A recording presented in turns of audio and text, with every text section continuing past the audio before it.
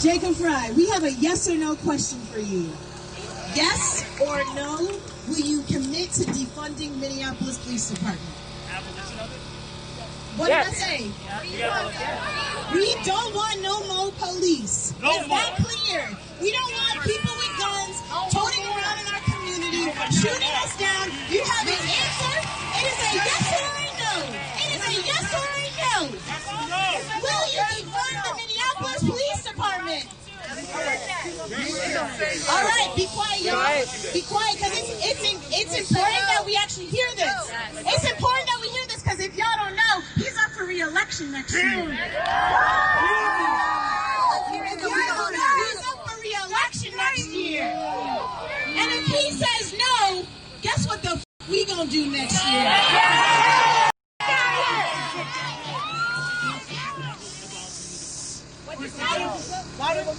Loud and clear. Louder.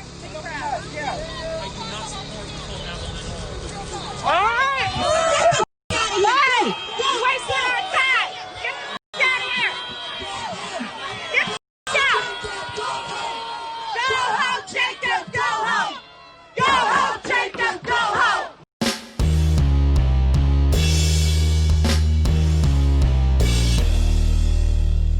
How's everybody doing? My name is Anthony Brian Logan, and today we got to talk about Minneapolis City Council voting in a veto-proof supermajority to dismantle their police department. Not just defund it like Bill de Blasio and Eric Garcetti did in New York and LA, respectively, but they're going to totally eliminate the department altogether. And then they're going to replace it with a quote-unquote transformative model of public safety, whatever that means. They're talking about community policing. We'll get to that in a minute. But first, let's talk about that clip I showed you at the very beginning of this video. Now, what you saw there was the mayor of Minneapolis, Jacob Frye, pretty much just behaving like a little boy. Okay, I'm sorry. Like, I don't care. I don't know what sexuality or none of that. I don't care nothing about that. All I'm saying is that if you're a mayor and you're an authority figure, you got to present yourself as such, all right? I'm not a regular normie. I'm not some kind of, little kid playing baseball or nothing, hanging out with my dad. I'm a man now. I'm an authority figure, so I'm going to assert myself as such, okay? So that was his first mistake, to come out there like he was some kind of regular guy and to allow disrespect to get hurled at him. I'm not going to do that. I'm not for it. But what the girl said was really revealing, and it shows you why people are supporting dismantling the police. All right, you heard what she said. She's like, look, we don't want no more police. We don't want police in our communities toting around guns, all this, that, and the third. Now, like I just said earlier, they're going to replace the police with probably community policing. So are there going to be no more guns being toted around? No more security, none of that? I think you're sadly mistaken, all right? Because let's talk about community policing right quick before we get into some other topics. Now, what happened in, what was that, Brunswick, Georgia? Ahmaud Arbery? Wasn't that kind of like community policing? Retired cop and his son. Hey, that could be a burglar right there. Let's go get him. Let's go, citizens arrest. That is the essence of community policing. Same thing with Trayvon Martin, Zimmerman, same situation. Neighborhood watch. He looks suspicious. He's going in and out of houses or whatever, or looking in them. Now, guy's dead. I'm not saying right or wrong or whatever. I'm just saying a lot of people were upset about Zimmerman and the Arbery situation in Brunswick, Georgia. So, I mean, if you want that, then how are you going to prevent these things from happening? Okay, you got to have security at a certain point. You can't just have lawlessness reign in the streets, because let's be clear, without the police or any kind of security option, you're going to have lawlessness. Don't get it twisted. People think about the police sometimes in the really myopic sense, in the really narrow-minded point of view. They think about them just, when they see them on TV for doing something bad, right? They might see a guy get shot. It looks kind of questionable. Say, oh, police brutality, hands up, don't shoot. I can't breathe, all this, that, and the third. Then they want to hate the police. But they forget all things that police do, okay? You're talking about preventative measures to stop crime before it starts. Like, let's talk about just being on the road. You got drunk drivers, impaired drivers, guys moving drugs, people moving bombs, dangerous substances, all kind of stuff like that, okay? You have whole teams that you don't even see guys that are not even on the street, people that are behind the computer, researching, getting intel, they got moles on the ground. It's a whole thing to ensure security. It's not just, somebody gets a chokehold and they die or get injured. That's a really narrow scope of what the police do. All right. They do much more. Like I said, drunk driver, impaired driver, drugs, guns. Oh, the gangs. Let's talk about the gangs right quick. You got all kind of gangs all over the country. You got black gangs, white gangs, Hispanic gangs. You got Japanese, Chinese gangs, all kind of stuff. The heroin's on the street right now comes from China. A lot of it, if not most of it, comes from China, Mexico as well, probably via China. Like it'll come from China through southern border and then into the U.S. Okay, the Chinese are the number 2 biggest ethnicity that comes from south of the border illegally. Aside from Mexicans themselves, because they're right there. They're able to come through that border because it's easy to get through there rather than trying to fly into Seattle or Chicago or Atlanta or something like that with a bunch of heroin. You understand what I'm saying? That's what's going on. People don't want to talk about that. And the police are able to intercept these things, to have, less drugs in the community, less illegal guns in the community. And they shield you from a lot of these gangs that would extort you if the police were not there. All right. The Italian mafia, you got La M, Mexican mafia, the black gangs, Bloods, Crips. They come into your neighborhood, take over. They charge you protection money, all kind of stuff.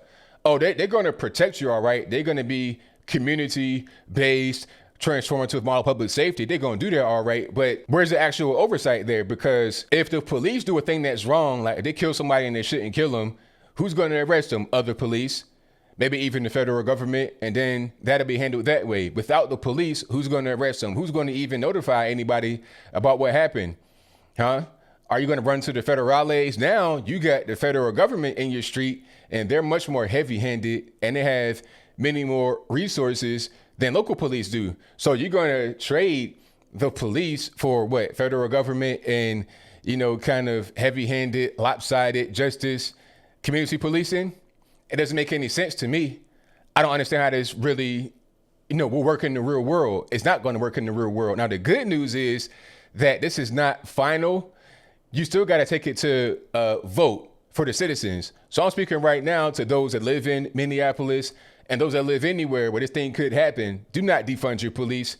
Do not break them apart. Some genius is going to be in the comments talking about Camden, New Jersey, and they say, oh, well, Camden, they broke apart their police department and they have less homicides. That is what you call a headline warrior. They're going to read a headline that says Camden eliminates police department, homicide dropped in half. But there's plenty of detail left out of a headline. You got to read the full article. If you were to really read the article, yes, they did break apart their police department, but they replaced them with a bigger police department. So they have more cops, more of a spread, they have more resources, and that's why the crime dropped, because they have more officers out there fighting crime. That's what you need in this country. Okay, people just don't really understand what is waiting for them outside their door. If not for the police, in a lot of these low income areas, black neighborhoods, it would be a total war zone. You would not want to live there at all. And the truth is, a lot of us don't want to live there right now. It's already dangerous as it is. Like right now, it's already dangerous. But without the police, without, proper law enforcement, it'd be much worse. Community policing, like I said, Ahmaud Arbery, okay, Trayvon Martin, is that what you want? Where's the oversight? I mean, who's going to be in charge? Antifa? Are you going to have them be in charge?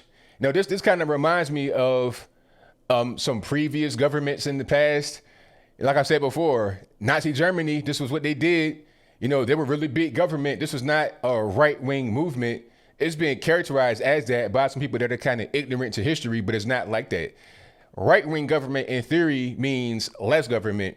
The Nazi party in Germany was big government all day. Papers, please, is what they were about. Okay, and then they had the SS, the brown shirts. That is your community policing. Is that what you want? Oh, you're not social distancing enough. Well, how about I detain you because you're not doing that properly?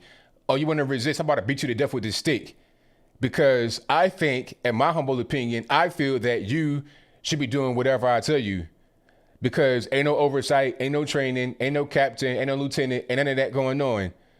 I'm just out here community policing. That person may not beat somebody that's black. They might beat somebody that's white though.